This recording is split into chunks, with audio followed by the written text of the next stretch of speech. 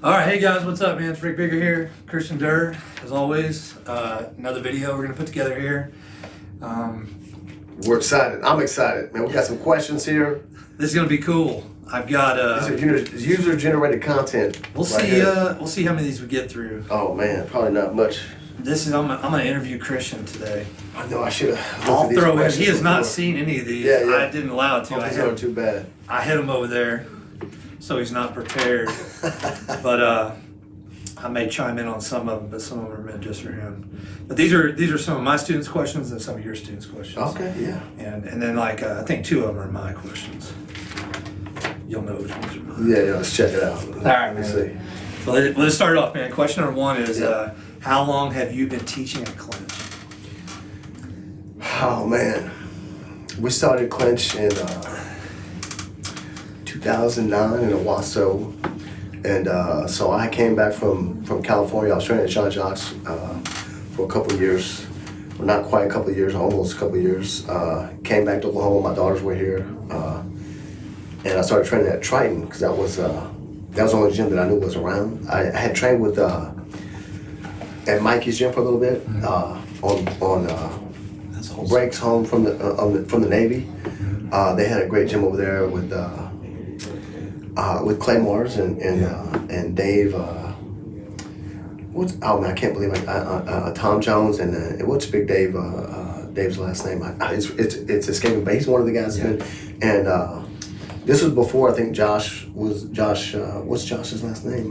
You went to high school together. Brian. Josh Bryan. Who had? Did he make the UFC? Or? Yeah. Yeah, he made the UFC. So he was. That's how long ago this was. Is when he was kind of going through things. But anyway.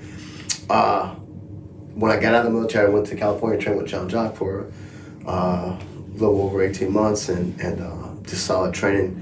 And then came back and was working, doing some odd stuff. And I didn't want to open Clinch in Tulsa because, Triton was in Tulsa and, that was the place I was training. I didn't want to open up in, Pizza, a good friend of ours. Back then, that was a big deal. Yeah. That was the big deal. Yeah. And back then it was a lot more fighting focus. It was not too long after Stephen Bonner and Forrest Griffin had their big scrap with the Ultimate Fighter. Yeah. And so UFC was big and it was, fighting was getting big here and it was less, Triton's really leaning more towards jiu-jitsu now. I think everybody really is, maybe except for the Factory Clay and those guys are still doing a lot of fighting.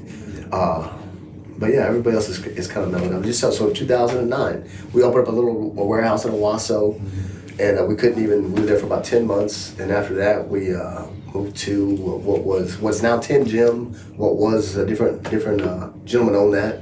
And that's where you came into the picture about 10 months after we had got started, and or so. And yeah, we moved around a couple locations. We kept expanding, and here we are in 2009. So what's that? So this is 13 years. Yeah. Dang, I think the gym's finally gonna make money this year. You know what I mean? It's like Just see what he's driving. yeah. You should see what he's driving on the lake. On the lake. Man, my students know, man. I guilted them into it. I gotta raise my tuition rate. Yeah, Clinch students, your price is going up. This is how many students we have. If Yeah. you don't want your tuition raised, we have to have so I can get a boat. I like this, I mean, man. you gotta start recruiting. You better get your friends in here. They got it. They took care of That's it. nice, man. All right, man. That's jiu-jitsu right there. Question number 2 is how many black belts do you have? Man, that's a good question. Do you know? I know about us. It's about 12. I could probably name them all right now. But man, you guys, this is stuff. So it goes. Let's see, Matthew Holland, Mike Brown, first 2. Then Vernon got his when he opened. He was expanding Primate, and so he was there. Then you, Mike, Tony B. Tony, and you, Mike, and Tony. How can we forget Tony? You, Mike, and Tony were next. And who was it? Prosser. And then Prosser. Prosser was same time as you guys. Yeah. So Holland, Mike Brown, Matt Vernon, you, McGonigal, Prosser, Toneby, that's 7. Dane Leake, Yeah. Jose Lueta, Fighting tonight. Kevin Ingle, Man, I'm gonna be embarrassed, man. We got a few more guys, but now it's like Dylan Scott. Dylan Scott, the most recent one. Casey Morris. Casey, Hey, Casey Hong guy. Yeah, so Casey's a Matt Howell student, but I mean it's you know, so it's but it's still the same. Jacques black belt, Casey and Jeff Motley. Yeah, Motley is. And Jeff Motley. So I think it's like 12, something like that, and then we'll have some more this year. I think maybe at the end of the year we'll see how it goes. And Hannah. And and Hannah, the first female black belt. Yeah, it's hard, it's hard to remember them all. Yeah, but I know, it's funny because I'll show you a way I keep track. Yeah, you show me because I can't even keep track. No way, John Jacques. Yeah, John Jacques. I know John Jacques doesn't know how. Did you see Chris Howder doing this? Are you friends with Chris Howder on Facebook? Yeah, man, I think so. Yeah. What was he doing? He did a little video starting at his very first black belt. Yeah. He took all the pictures. Yeah. He's big on I want to say Photoshop, but all the different things that. Yeah, because he's an artist, Yeah, he does all that art. All the I gotta see this because that'd be a great thing. He does good art too. But yeah, he does all his, all the stuff you see. He does all that. Man, if you guys don't follow Chris Howder, man, dude, what's going on? Haueter, Chris Howder. Yeah, that way. I can. Yeah. The three rules, man. His three: street sport and art. Or I think he subscribed to his channel too. Oh yeah, good man. I hope he sees it. Yeah, we've had him at the gym, man. We're gonna have him back make out. Sure he subscribed. Yeah, we'll tag him or something, man. Yeah, I love you, Chris Howder, man. He, I just got a beanie off of him. Those guys made, and best beanie I've ever had. I'm a big beanie connoisseur. Yeah, but this guy reminds me. He's a reader too. Like, we talk about so many books and stuff. Like, I still have a list of books that I can't even get to because there's. I went out and did a private with him a couple years ago. Yeah. And he was like, "What do you want to work on?" I was like, "I just want to chill." Yeah. He was like, "That's what I like." That's probably the best lesson right there. We just rolled and two hardcore guys. We rolled for a while, and then we'd talk about stuff. He was a Marine and I was a forgot police officer for a little while and stuff. So like we roll for 30 minutes, and then we just talk. And then he was like, so let me tell you a story about Higgin. And he just tell you a story for a while. And we roll for a while. And he was like, he'd ask me a question. It was a lot of fun. But he showed me, all his setup in his garage, which you see on his videos, which is really cool. But and then he has a side. I'm gonna call it a shed, but it's like a one bedroom little, almost like an apartment, like a mother-in-law. He shows it in some of his videos. He does. Yeah. I'm like, that's what Rick was showing me the pictures of. Yeah. And he's got his set up in there and all this art stuff. He does, but super cool guy.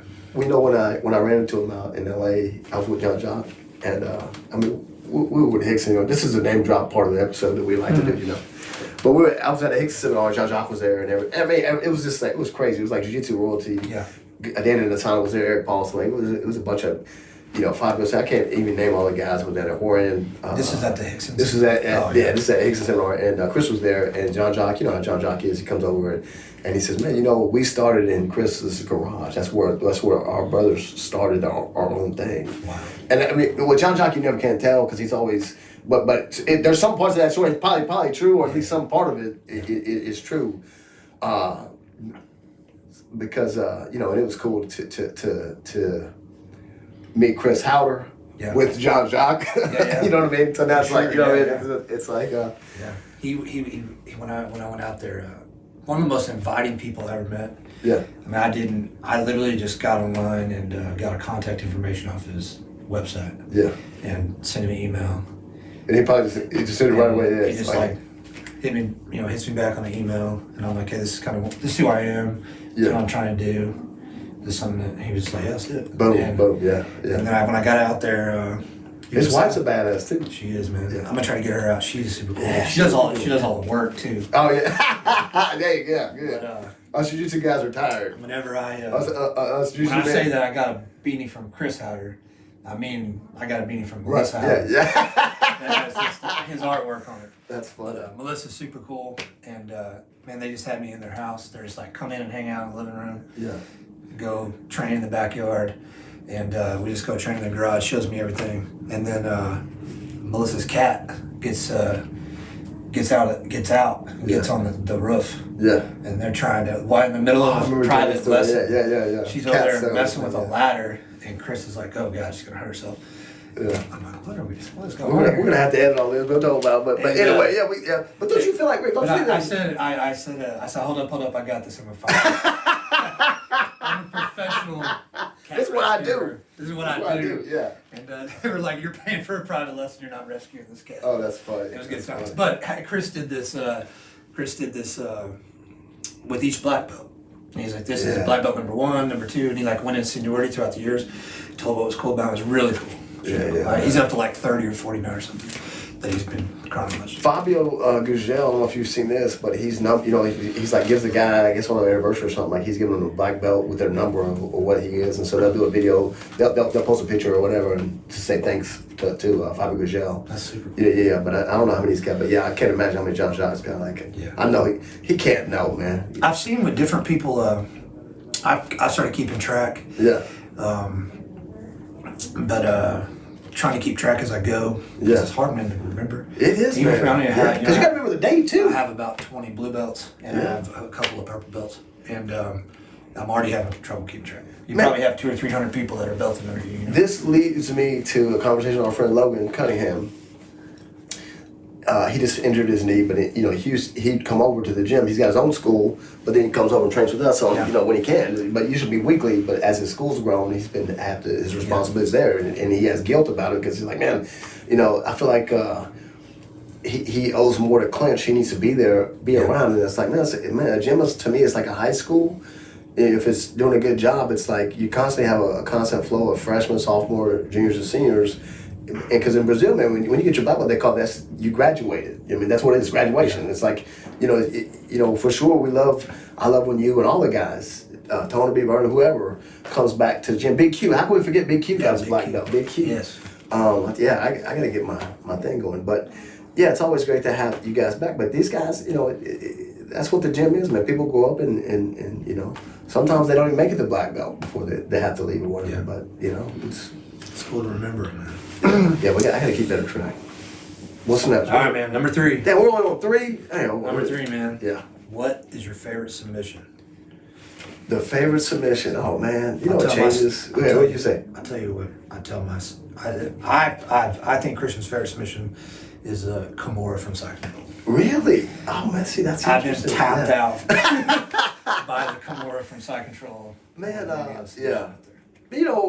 We used to always ask his questions too when we started. And I remember Higgin saying like, whichever one he gives me, I'm fine with. Jacques kind of says that too. You know what I mean? And it's true.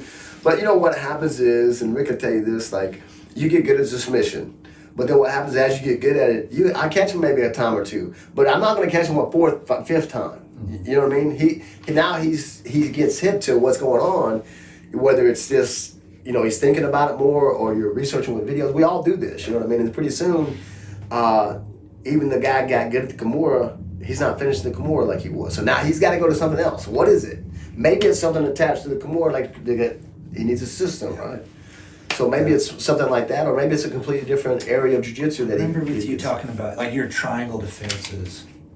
Yeah. Incredible. Thank you, brother. So, it's very hard to Kimura me. Right. I'll let people put me in it. Yeah. Go ahead. I'm like, go ahead, man. And that's where this question came from, kind of. But one of my students is asking about it. He's like, dude, it's impossible to move your arm. Yeah. Like, that's because I've been tapped out. Yeah. Right. Yeah. You're welcome. I'm like, you don't even know, man. Yeah. I was showing it the other night, and I was like, y'all don't even know how much I hate this move. I don't even want to show it. Yeah. Yeah, but like Rick, like what is it's not. It changes. I mean, it's really, it depends too. Like on some guys, like on Rick, back when we used to have a lot of mat time, I would try to darts him because he was so good at darts and darts me. I want to darts him, and a lot of times it's like that. We got Kevin Ingle. He loves the Kimura. I want a Kimura, Kevin Ingle. Kevin. Whatever. Jacques always tells a story of Higgin coming to Gracie Baja, and this is at a time when Gracie Baja was at the top. And just got all these world champions on the mat, and he would line the whole room with a wall, and he would pick and these were not white belts, these were all high level black belts, and he would pick them, and he rolled everybody to school, but even the black belts, and he would have them start in whatever their favorite position was, whatever their favorite, imagine your favorite position, you're a world champion now, and he would get out and get them in the same position and finish from that position, you know what I mean? So it's kind of like that. It's like at a certain level, the challenge is like if I go with a blue belt, man, like he hasn't been trained as long as me, so it's in most areas I'm better than him. But there might be an area where, man, this guy is pretty good at whatever. That's what we want to play with. I try to tap everyone with the move we worked on that night. Nice. Sweet. Yeah. Nice. Yeah, Trying to use yeah. what we worked on. Yeah. And it was, I was doing it for a while, and people they're like, oh, they get really mad about it or not mad, but Right, yeah. they're like, oh man, that's Move on almost there, like yeah. disrespectful. You got me with the move you just showed on me. Yeah. And I was like, well, I noticed that I just showed you this, and you were just drilling it, Right. but you didn't try it. Yeah. Like it's, I like to describe it as crawl, walk, run. So I showed it to you. You did it step by step. You drilled it. You did situational rolling in that position. Now it's time to run, and you're not trying it. You're still trying your favorite stuff. But it's just something I do every now and then. I'll try to just catch me in the same stuff. Rick, this is what makes jiu-jitsu special, though. Imagine, I've never experienced another art where this really takes place in so fast that it takes place. Like, you literally just learn this move, and you practice for a week or two, and you can pull it off on people, that, if they don't know the move especially. Yeah. Guy comes in, he'll be fully resisting, but you still do the move on him. You know what I mean? Yeah. Like, now you're to the point now where pretty much anybody comes into school, you can tell them what you're going to submit them with.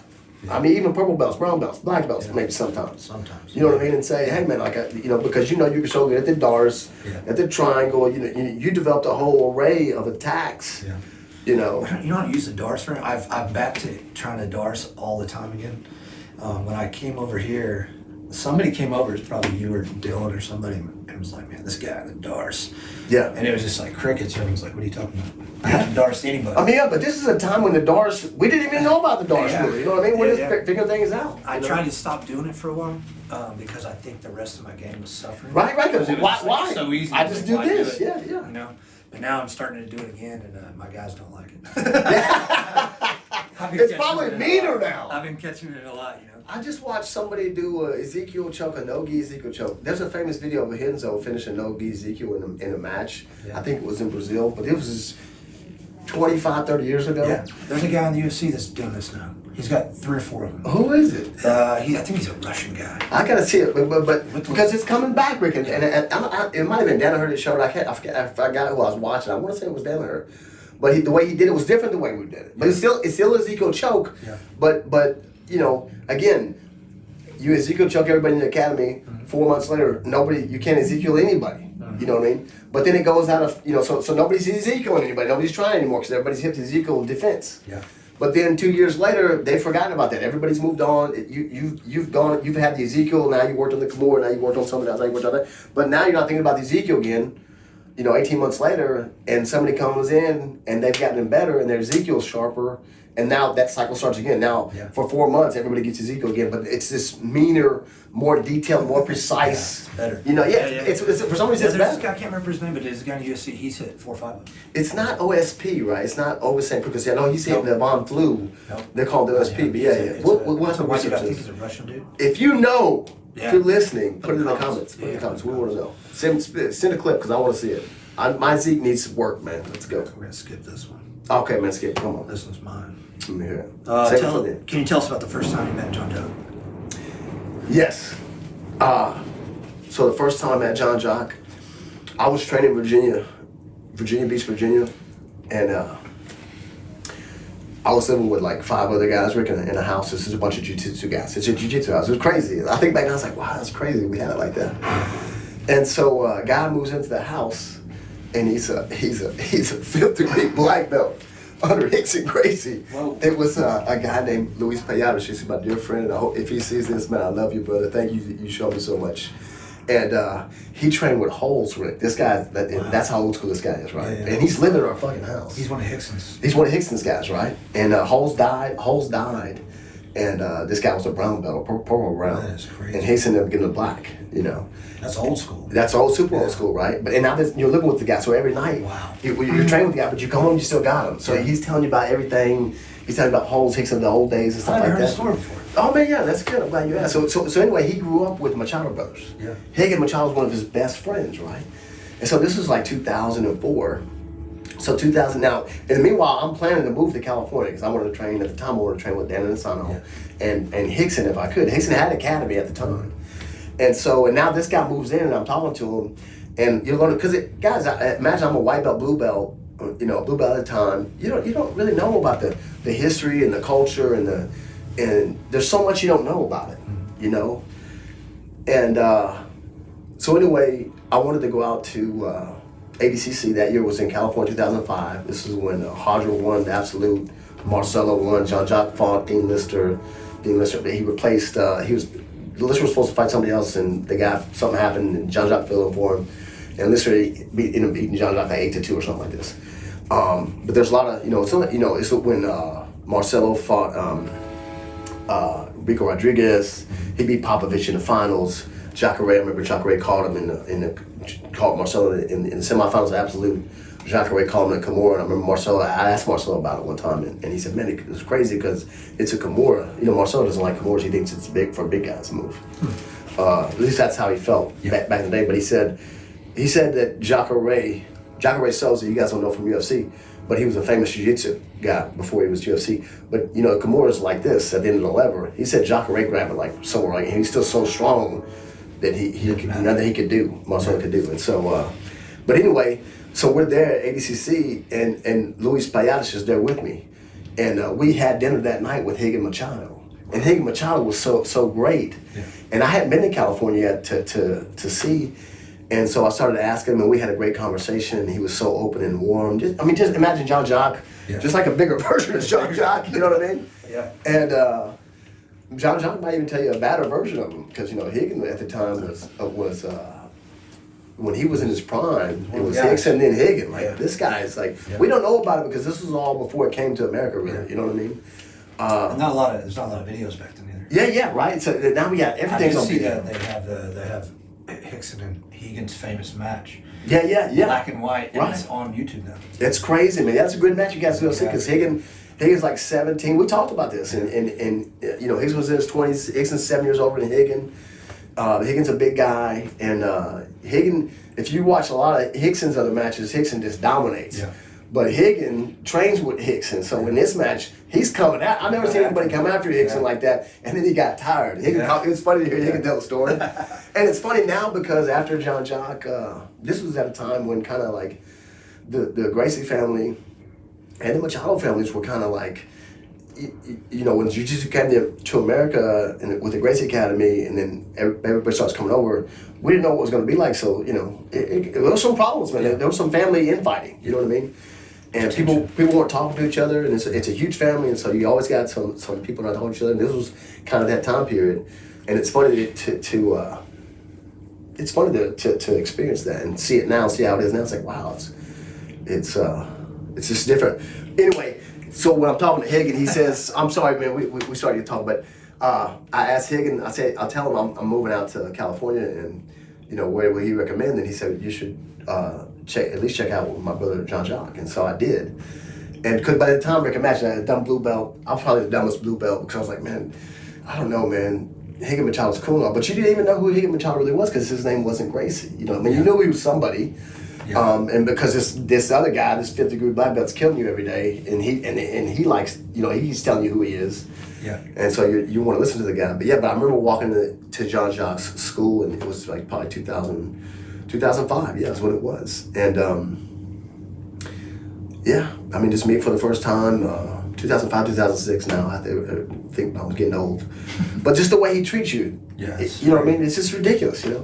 It's just like a howler. It's like there's a bunch of guys in jiu-jitsu like this. Like it's like, man, it feels like it should be the other way around, but he treats you, you know what I mean? Yeah, the first time I met him, I still had my Gracie Baja gi from Dracula's. Yeah. And I wore it in there when he was there. And he saw it, and he was like, "Oh, you're Gracie Baja?" Yeah. And he was just like, came over to me and was like, "You Gracie Baja guy?" I was like, I trained with Dracula in Houston. He's like, "If you're one of Dracula's guys, you're one of my guys." Yeah, man. It's crazy. Gave me a hug and it's like, "Let's do the seminar." Yeah. I was like, "Wow, man, that means something to him." Because imagine like Gracie Baja, people, again, like, we didn't get a lot of this because we didn't have social media back in the day, but like, there was Gracie Muay Thai, where Hicks and all the Gracie brothers trained, and then, Carlos Holtz Gracie was going to open Gracie Baja. He passed away in a hang gliding accident in like 83. But then, he worked a lot with Carlos Gracie Jr. Carlos Gracie Jr. was like his protege. And when Holtz died, everybody, I guess, they got together and Carlos Jr. opened up the Gracie Baja. But at the time, he's got all the Machado brothers with him. He took the Machado brothers with him. Especially Jean-Jacques, but Higgin and, all those guys. And this is at a time when, man, there's like Gordo Correa, Draculino, Soka, Alexander Soka in New York City. A bunch of guys who when I was coming up 2000, these guys won the podiums of the World Championships. Like, man, these guys and John Jacques, hands on, all those, yeah. That's Gracie Baja. Yeah. And so when Higgin was coming to the United States in '89, he asked Jean Jacques to come with him. And Jean Jacques couldn't go because he was getting married. And I think maybe his wife was pregnant or something. And he was just a young, Jean Jacques was super young at the time. And so he didn't take Jean Jacques. He took Luis Heredia. He's in Hawaii now. They call him Limao, is his nickname. Yeah. But again, man, these were all guys at Gracie Baja. So anyway, that's the history of it. Is that how we get on that question? You say how I met Jean Jacques? Yeah, you met Jean Jacques, Yeah. But I feel like Jean Jacques hasn't been in enough a limelight spotlight now because sports changed. Jean Jacques is he's doing what 55-year-olds like Higgins. That's what we do. It's what we're going, man. That's why we're getting better at these podcasts. Can't take these guys are getting harder to deal with on the mat, man. I mean, we can do it. We just need a nap after. Yeah. Anyway, man, that's enough. We better go to the next question, Coach. We're never All getting right. through all this. Number 7, man. Yeah. But who was the best grappler you ever rolled with? Yeah. If you don't say Jean Jacques, you get in trouble. Well, yeah. Well, I mean, man, we've both been lucky to roll with. I mean, how many world champions have we got to spar with? I mean, it's crazy, Too man. many. Right? It's crazy. And they've all beat the crap out of us, right? I mean, but there's nobody that beats the crap out of me the way Jean Jacques beats the crap out of me. Like I got to roll with Marcel Garcia, Gordon Ryan, Andre Galvao, Buchecha, Rafa Mendez. I mean, I've got to roll with a who's who of jiu-jitsu. There's a handful, like I haven't got to roll with Roger Gracie, I haven't got to roll with Cobrinha. There's plenty more guys on the list, but we roll at the highest level and they kill us. Yeah. But what Jean Jacques, to me, when I roll with him, is it's really the essence of jiu-jitsu. It's all about, like, if this is like rolling with Jean Jacques right here. It's like you're fighting this wall. Like, how would you fight a wall? Yeah. Like, how are you going to hurt a wall? Like, if you try to push into it, it nothing's happening. That's what you feel in every position. That's what you feel like. If he's on top of you, it feels like it's a car. Yeah. In any position, could be the mount. I don't know how his mount is so heavy. Crazy when he talked about the last time he was out. Last seminar, action, reaction. Right. If there's no action, I don't need a reaction. I've been trying to reiterate that to people. It's a good way that he puts it in there. But to me, that describes rolling with him. Right. Exactly. Any action you take, Yeah. He's using it. he uses it. Yeah. You lose. Yeah. You know, it's just like it doesn't matter what you do. Yeah. It's like I'm just gonna sit here. Yeah. And then when you sit there, he's on top of you all of a sudden. You're like, it's crazy. It's just like you said, it's pure 100% mastery of jiu-jitsu in all positions.